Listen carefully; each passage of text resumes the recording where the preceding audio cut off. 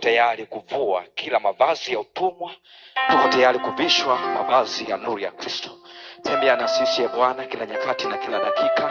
Nuru zetu zikaangaze kila mahali, nuru zetu zikafanyike baraka na ukombozi katikati ya kila aina na kila watu ambao tunaishi katika ulimwengu huu ambao umejaa mambo mengi ya giza, kila aina ya uchafu ambao umejaa katika dunia hii. Mungu, tunaamini kwamba kwako kuna uponyaji na nguvu na amani. Asante kwa ajili ya yote ambaye Mungu amekwenda kuendelea mahali hapa. Tunaikabidhi hata siku ya kesho mikononi mwako. Mungu, ikafanyike baraka kama ulivyoanza nasi toka siku ya kwanza mpaka siku ya leo ya 13.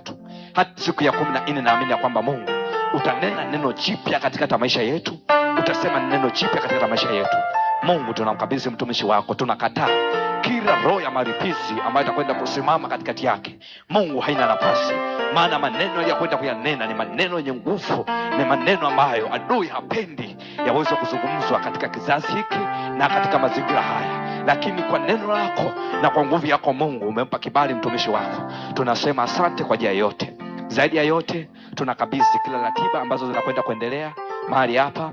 Mungu, kila ambacho kitakwenda kuendelea kafanyike baraka katikati ya mili yetu, katikati ya roho zetu. Tuko tayari kukua na kuenenda katika njia kupasayo wewe. Ni katika jina la Kristo, na kila mwenye pumzi aseme amen.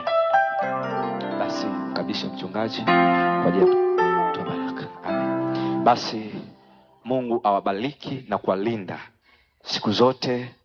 Msiache kufuatilia kongamano hili kubwa la maombi siku 21 ambao mnatufuatilia. Basi neema Mungu izidi kuwa pamoja nanyi siku ya kesho tutakapoendelea. Basi majira kama ambayo tumeanza siku ya leo, yamkini tumechelewa ama raha, lakini Mungu akupe kibali cha kuweza kufuatilia.